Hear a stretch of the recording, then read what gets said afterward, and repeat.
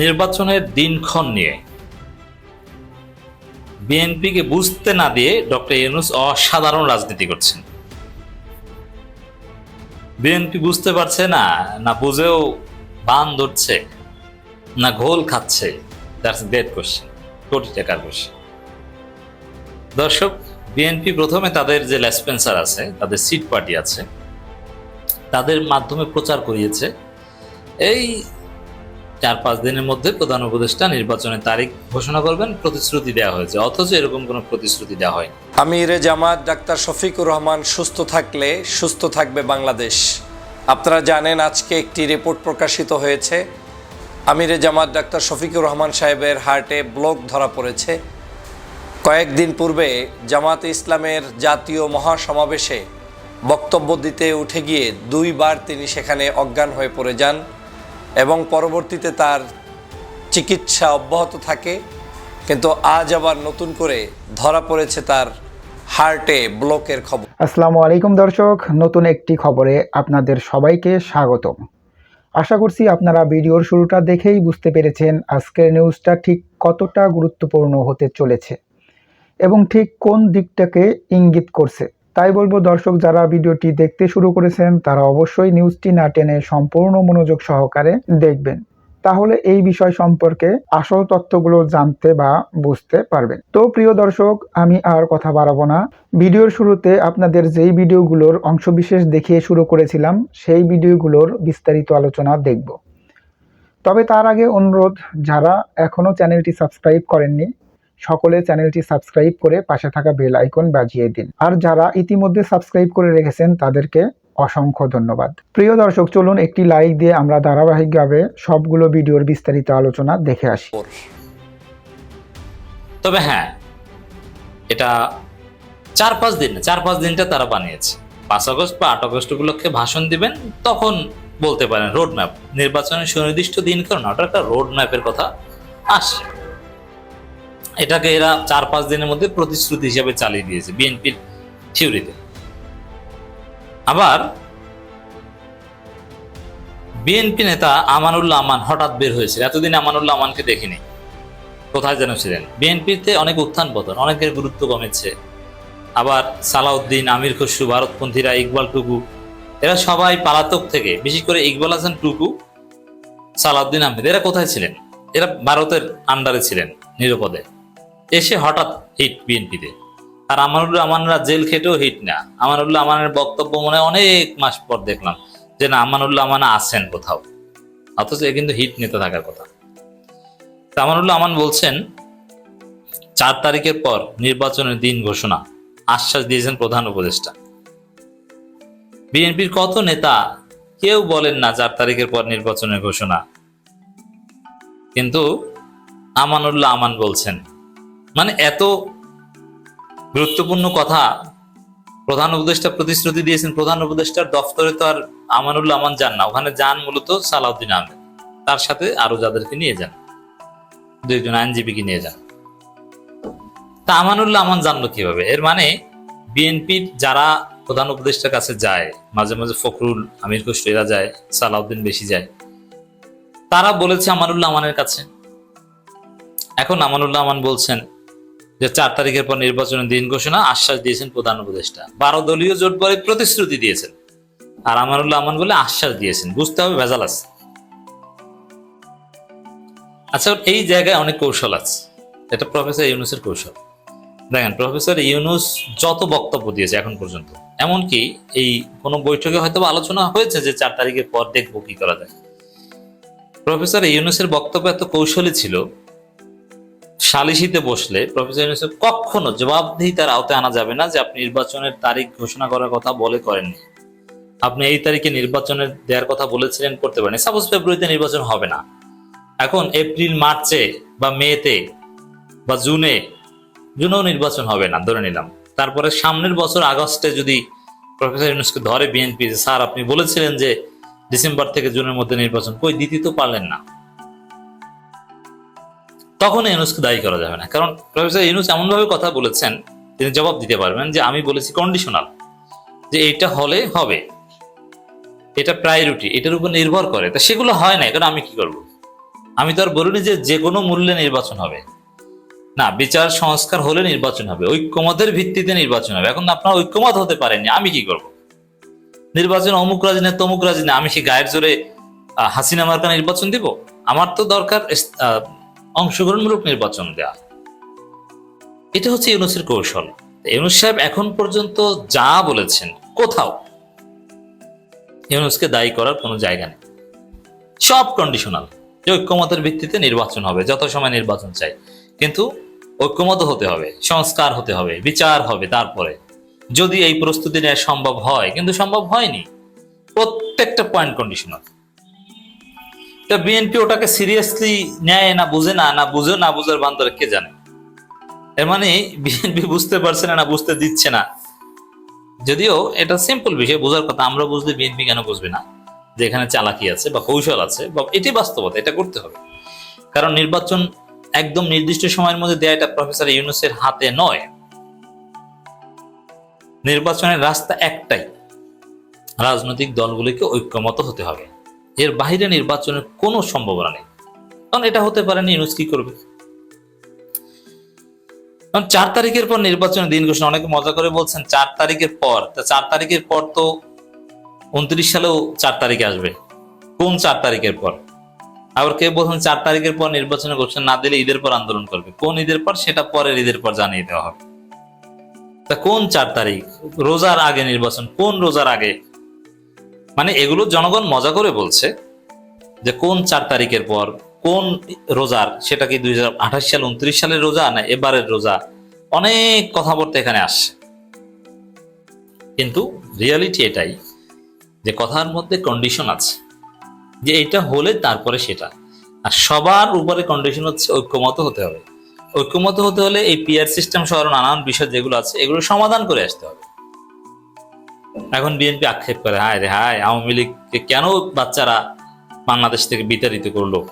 আওয়ামী লীগ যদি থাকতো তাহলে তো চিন্তা হতো না। তাহলে আওয়ামী লীগ আর বিএনপি নির্বাচনে অংশগ্রহণ করলে অন্য সবাই নির্বাচনে বর্জন করার সাহস পেত না, আর বর্জন করলেও তাতে কিছু আসে যেত না। আমরা আওয়ামী লীগ বিএনপি মিলে নির্বাচন করতাম। এখন জামাত বলে পিআর, চরমোনাই বলে পিআর, এনসিপি বলে বাংলাদেশে কোনো নির্বাচন হবে না সংস্কারের আগে। কি বিপদে না পড়লাম, এটা বাস্তবতা। তো 4 তারিখের পর নির্বাচনের দিন ঘোষণা আশ্বাস দিয়েছেন প্রধান উপদেষ্টা। আপনি আশ্বাসের মিনিং বুঝতে পারছেন? নির্বাচনের দিন ঘোষণা করলেই যে নির্বাচন হবে এটাও না। আর আশ্বাসটা কিভাবে দিয়েছেন এটা আপনি ক্লিয়ার না, আপনার দুর্বলতা আছে বুঝে। বিএনপি চেয়ারপারসন খালেদা জিয়ার উপদেষ্টা আমানুল্লাহ আমান বলেছেন, প্রধান উপদেষ্টা খালেদা জিয়ার উপদেষ্টা, দেখেন আমানুল্লাহ আমানের মতো হেভিওয়েট নেতাকে ধৈর্য পোস্ট দিয়ে বসিয়ে রাখা হয়েছে। আমানুল্লাহ আমানের মতো নেতা এরকম একটা দুধ ভাত পোস্টে আছেন। মানে আমানুল্লাহ আমান কিন্তু ছাত্র দল থেকে বেড়ে ওঠা, এবং ভারতের দালালি ওইরকম অভিযোগ নেই, ভারতপন্থী হিসেবে পরিচিত না। এবং আমানুল্লাহ আমান অনেকদিন জেল খেটেছেন, অসুস্থ মানুষ ছিলেন, তারপরও তার ভালো পোস্ট নাই, মিডিয়ার সামনে দেখা যায় না। হয়তো একটা নমিনেশন দেবেন কোন রকম ঢাকা থেকে, কেরানীগঞ্জ থেকে। প্রধান উপদেষ্টা অধ্যাপক ডক্টর মোহাম্মদ ইউনূস নির্বাচনের কথা বলে দিয়েছেন। আগামী 4 তারিখের পর 4-5 দিনের মধ্যে তারিখ ঘোষণা হবে। আমরা আশা করব সেটাই যেন হয়। এটা কিভাবে কি হবে, জুলাই সনদ কন্ডিশন, আরো এটাও আপনি বুঝেন নাই। এবার 4 তারিখ জুলাই সনদ বা এগুলো নিয়ে জটিলতা না কাটলে এই 4-5 দিনের পর নির্বাচন তারিখ ঘোষণা এটাও হবে না। এর মানে আপনি বুঝেন নাই। তিনি বলেন সেই তারিখের মধ্যেই যেন বাংলাদেশে নির্বাচন হয় না, এটা ভুল আশা। সেই নির্বাচনের মাধ্যমে যেন গণতান্ত্রিক সরকার ক্ষমতা আসে এবং বাংলাদেশ পরিচালনা করে, এটা হোক আজকে আমাদের বক্তব্য। তাহলে ইউনূস সরকার অগণতান্ত্রিক? ইউনূস সরকারকে অগণতান্ত্রিক বলাটা একটা অন্যায়। গণঅভ্যুত্থানের ফলে সৃষ্ট সরকারের চাইতে গণতান্ত্রিক সরকার নির্বাচিত সরকার নয়। 80-90% মানুষের সমর্থন নিয়ে ক্ষমতা এসেছে ইউনূস সরকার, সেটাকে আপনি অগণতান্ত্রিক বলা এটা একটা ধৃষ্টতা। দর্শক, আসলে প্রফেসর ইউনূসের হেকমত, তার কৌশল, এগুলো অনেক কিছুই বিএনপি বুঝে উঠতে পারছে না। নিশ্চয়ই এই সংবাদটি বাংলাদেশের জন্য একটি মেঘাচ্ছন্ন। এই সংবাদটি বাংলাদেশের জন্য কখনোই আনন্দের নয়। বাংলাদেশের রাজনীতিতে ডাক্তার শফিকুর রহমান সাহেবের বিচরণ বেশ কয়েক বছর পর্যন্ত আলোচনার জন্ম দিয়েছে। বাংলাদেশের মাটি ও মানুষের কাছে তার জনপ্রিয়তা আকাশচুম্বিতে রূপান্তরিত হয়েছে। ডাক্তার শফিকুর রহমান একজন সাধারণ মানুষ থেকে শুরু করে বাংলাদেশের সর্বোচ্চ পর্যায় পর্যন্ত এখন একটি আলোচিত নাম। মানুষের মুখে মুখে, মানুষের হৃদয়ে, হিন্দু, মুসলমান, বৌদ্ধ, খ্রিস্টান, আলেম ওলামা, পীর মাশায়েখ, ইসলামী রাজনীতিবিদ, বামপন্থী রাজনীতিবিদ, ডানপন্থী রাজনীতিবিদ, বাংলাদেশের সরকার, বিভিন্ন বাহিনীর সংস্থা সহ সকলের কাছে এখন সুপরিচিত নাম হচ্ছে ডাক্তার শফিকুর রহমান। আমরা বাংলাদেশের জন্য বেশ কিছু মানুষকে জাতীয় সম্পদ মনে করি, তার মধ্যে ডাক্তার শফিকুর রহমান অন্যতম। আপনারা জানেন দেশনেত্রী বেগম খালেদা জিয়া, যিনি বাংলাদেশের আপসীন নেত্রী, সাবেক 3 বারের প্রধানমন্ত্রী, তিনিও এখন অসুস্থ। দীর্ঘদিন পর্যন্ত আওয়ামী লীগের অত্যাচার, জুলুম, নির্যাতনে তাকে বিনা চিকিৎসায় হত্যার উদ্দেশ্যে জেলবন্দি করে রেখেছিল শেখ হাসিনা।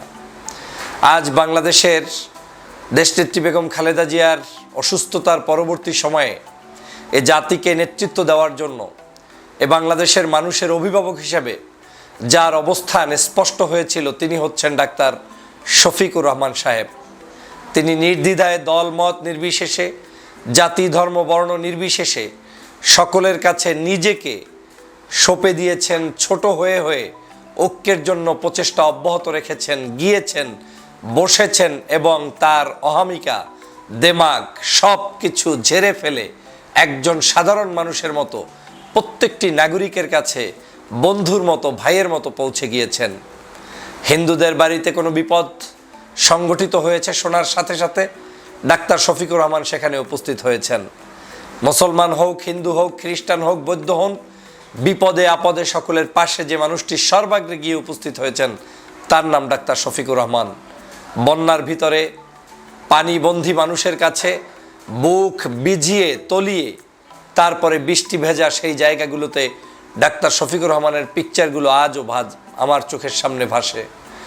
বাংলাদেশের প্রত্যেকটি হকপন্থী দরবার সহ আলেম ওলামা, পীর মাশায়েখ, ইসলামিক স্কলারদের ধারে ধারে তিনি নিজে উপস্থিত হয়েছেন ঐক্যের আহ্বান নিয়ে বাংলাদেশকে বিনির্মাণের জন্য, দেশবাসীকে নতুন পথে পরিচালিত করার জন্য।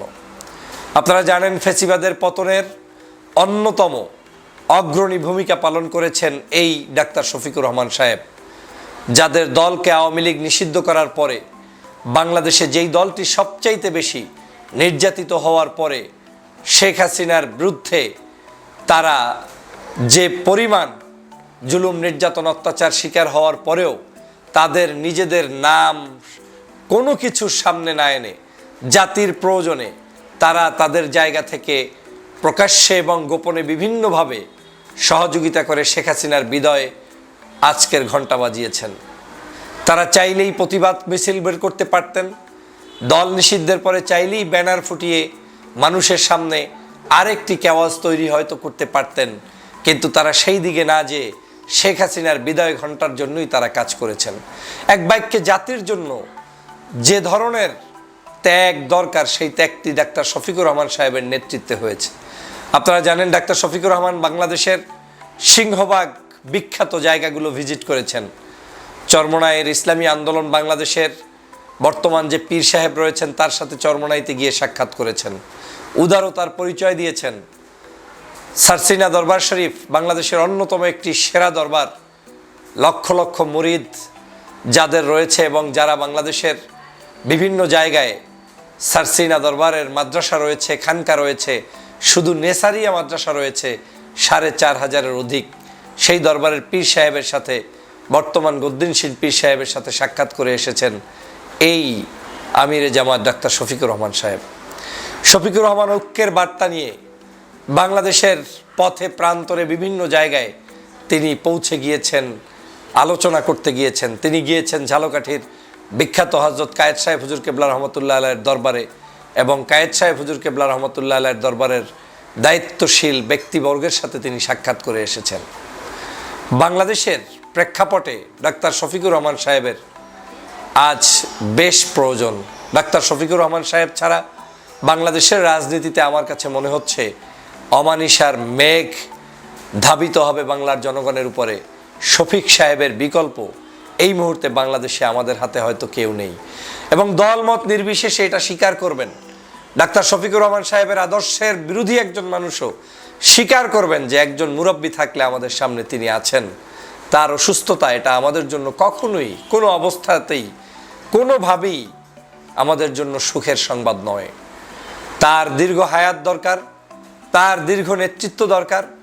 আগামীর বাংলাদেশ, এখন যে বর্তমান পরিস্থিতিতে দেশ চলছে, এই জায়গা থেকে দেশকে গঠন করতে হলে তার নেতৃত্বেই সামনে মানুষগুলোকে এগিয়ে যাওয়া দরকার। বিশেষ করে আপনারা জানেন যে বাংলাদেশের ডানপন্থী মানুষের মধ্যে একটি আশা আকাঙ্ক্ষার বাতিঘর হিসাবে রূপান্তরিত হয়েছেন এই ডাক্তার শফিকুর রহমান সাহেব। এর অন্যতম কারণ হচ্ছে তিনি তার নিজস্ব জায়গা থেকে, তার জায়গার যে সাধারণত যে ধরনের একটি পরিস্থিতিতে থাকতে হয় একটি দলের আমির হিসাবে, সেই জায়গা থেকে বের হয়ে এসে একজন সাধারণ মানুষ হয়ে তারপরে ঘরে ঘরে পথে প্রান্তরে ঘুরে বেড়াচ্ছেন। বাংলাদেশের যে কোনো ইস্যুতে তিনি এখন কথা বলছেন, মানুষের জন্য কথা বলছেন, যে কোনো ইস্যুতে মানুষের পাশে দাঁড়াচ্ছেন। এই যে সাম্প্রতিক সময়ে ঘটে যাওয়া বিমান দুর্ঘটনা, ডাক্তার শফিকুর রহমান সাহেব 50 লক্ষ টাকা ইনস্ট্যান্ট সেখানে ঘোষণা করেছেন। রিসেন্টলি আমাদের গত 24-এর গণ অভ্যুত্থান, প্রায় 2000 শহীদ হয়েছে, পরিবারগুলোর পাশে কিন্তু ডাক্তার শফিকুর রহমান সাহেব কোথাও নৌকায় গিয়ে, কোথাও হেলিকপ্টারে গিয়ে, কোথাও বাসে গাড়িতে কিংবা পার্সোনাল সফরসূচির অংশ হিসাবে সেখানে গিয়ে তাদেরকে সাহায্য করে চলেছেন। বাংলাদেশের প্রত্যেকটি জায়গায় যার বক্তব্যের মধ্যে কোনো হিংস্রতা নেই, যার বক্তব্যের মধ্যে কোনো ধরনের অন্যকে কটূক্তি করাকরি নেই, শুধুমাত্র বাংলাদেশকে নিয়ে ভাবছেন, তিনি আর কেউ নন, তিনি ডাক্তার শফিকুর রহমান। তাকে কৃতজ্ঞতা জানানোর ভাষা আমার নেই। 5 তারিখে যখন বাংলাদেশের এই স্বাধীন হয়েছে, শেখ হাসিনা পালিয়ে গিয়েছে, তিনি রাষ্ট্রপতির ভবনে গিয়ে প্রথম যে দাবিটি তুলেছিলেন যে এই মুহূর্তে এখন দেশনেত্রী বেগম খালেদা জিয়ার মুক্তির ব্যবস্থা করে দিতে হবে। প্রশ্ন উঠেছিল কোন পদ্ধতিতে মুক্তি হবে। তিনি প্রতি উত্তরে বলেছিলেন যেই পদ্ধতিতে আজকের এই সরকার বসেছে সেই পদ্ধতিতেই তাকে মুক্তি করে দিতে হবে, কোনো তালবাহনা চলবে না। যে মানুষটি অন্য দলের প্রতি, অন্যের মতের প্রতি শ্রদ্ধা জানিয়ে এই কাজগুলো করে যাচ্ছেন নীরবে নিবৃতে, সে মানুষটির নাম হচ্ছে ডাক্তার শফিকুর রহমান। আপনারা জানেন, আমরা যখন রাজনীতিতে একে অপরের আলোচনা সমালোচনায় ব্যস্ত, তখন তিনি দেশনেত্রী বেগম খালেদা জিয়াকে লন্ডনে গিয়ে দেখা করে এসেছেন, তারেক রহমান সাহেব সহ তাদের সাথে কথা বলে এসেছেন। তিনি চান বাংলার সকল রাজনৈতিক দলগুলোর মধ্যে একটি সহ অবস্থান। আমার বিশ্বাস বাংলাদেশের রাজনীতিতে আমাদের এই ধরনের রাজনীতিবিদদের প্রয়োজন, দেশের স্বার্থে, আমার স্বার্থে নয়, দলের স্বার্থে নয়, জাতির স্বার্থে প্রয়োজন। আজকে জাতির বিপদে পড়লে কার সাথে আপনি পরামর্শ করবেন? এ জাতির মুরব্বীদেরকে আমরা যদি হারিয়ে ফেলি, তাহলে এই বাংলাদেশের মানুষের জন্য কি কঠিন পরিস্থিতি অপেক্ষা করছে সেটা বলার অপেক্ষা রাখে না। অতএব দল, মত, জাতি, ধর্ম, বর্ণ নির্বিশেষে আমাদের সকলের একটি কাজ করা উচিত, সেটা হচ্ছে ডাক্তার শফিকুর রহমানের আশু মুক্তি, রোগ মুক্তি কামনা করা এবং তার সৌহার্দ্যপূর্ণ সুন্দর আল্লাহ পাক যাতে সুস্বাস্থ্য সহকারে তাকে নেক হায়াতের সুযোগ করে দেন এবং দীর্ঘ হায়াত দান করেন, সেই দোয়া আমাদের করা উচিত। মহান রবের কাছে এই প্রার্থনা আমাদের থাকা উচিত। মহান রব আমাদের সেই প্রার্থনা অবশ্যই রক্ষা করবেন। এ ধরনের একজন সাদামাটা মানুষের বাংলাদেশের রাজনীতির, সমাজনীতির, ধর্মনীতির, অর্থনীতির সকল সেক্টরেই প্রয়োজন। আমি হয়তো লম্বা ভিডিও করতে না গিয়ে সংক্ষিপ্ত করতে হচ্ছে, বিদায় বলতে হচ্ছে, যাকে শুরু থেকে শেষ পর্যন্ত বর্ণনা করতে গেলে অনেক সময় নিয়ে কথা বললেও শেষ হবে না। সেই মানুষটির নাম ডাক্তার শফিকুর রহমান। আজ তার আচার ব্যবহারে শিশু থেকে শুরু করে বৃদ্ধ পর্যন্ত, কৃষক থেকে শুরু করে শিক্ষক পর্যন্ত, রাষ্ট্রপতি থেকে শুরু করে প্রধান উপদেষ্টা থেকে শুরু করে রাষ্ট্রের অন্য রাজনৈতিক দলের সদস্য পর্যন্ত তাকিয়ে থাকেন তার সুন্দর মিশ্রিত ভালোবাসার সেই গল্পগুলো শুনতে, বক্তব্য দেখতে কিংবা তার সাথে আলিঙ্গন করতে। অতএব এই মানুষটির জন্য আসুন আমরা মহান রবের দরবারে দোয়া প্রার্থনা করি, মহান রব তাকে দীর্ঘ হায়াত দান করুক, পাশাপাশি তার এই যে হার্টে প্রবলেম হয়েছে এই প্রবলেমের সুস্থতা আল্লাহ তাআলা দান করুক। আমরা অনেক অভিভাবক হারিয়ে ফেলেছি, নতুন করে আর কোনো অভিভাবক হারাতে চাই না।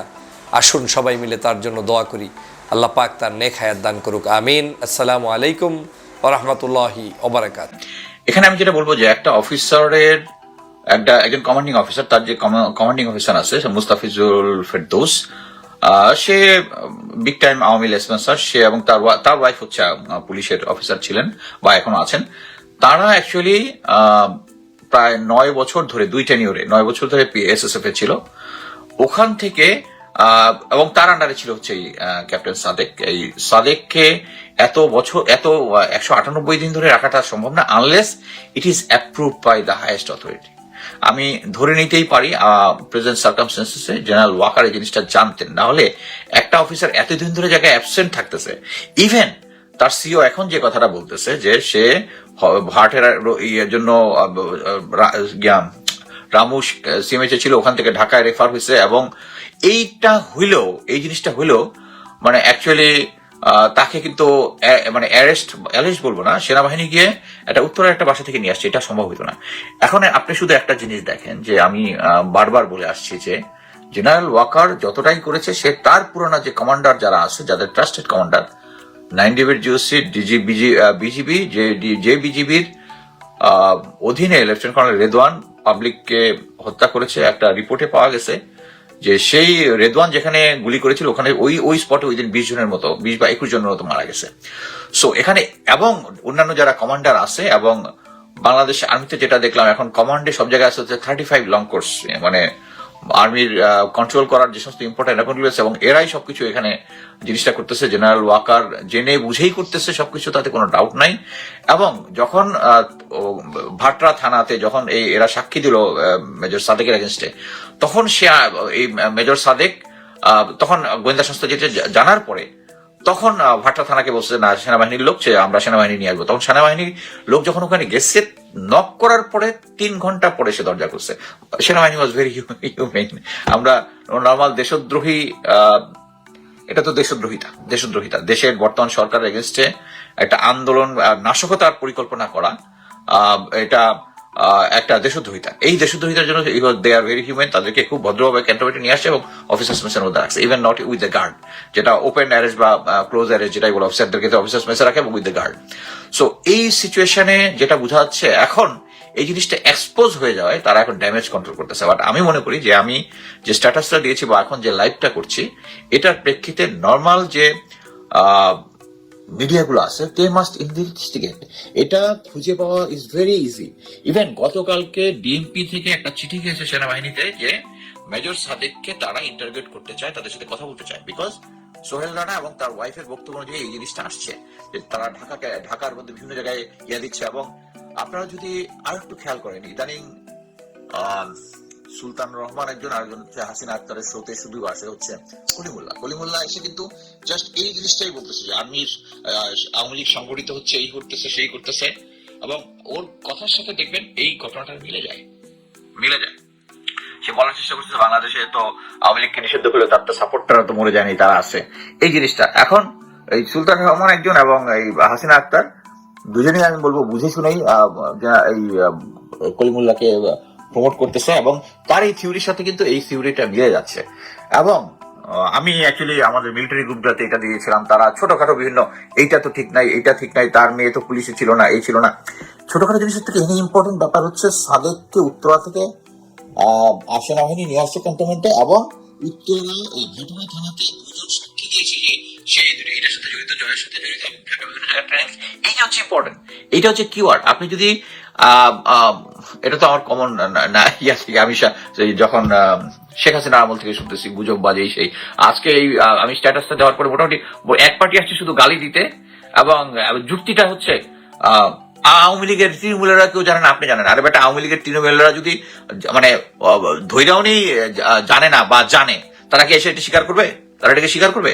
সো আমি মনে করতেছি কালকের মধ্যে নিশ্চয়ই বাংলাদেশের সব মিডিয়া তো আর জেনারেল ওয়াকার গোয়েন্দা সংস্থাগুলো কিনে ফেলে নাই, তারা এটা, এবং এটা প্রমাণ করা সবচেয়ে ইজি ভাটরা থানা, ডিএমপি, এবং আমি মনে করি যে সবাইকে কিনে ফেলতে পারে নাই জেনারেল ওয়াকার।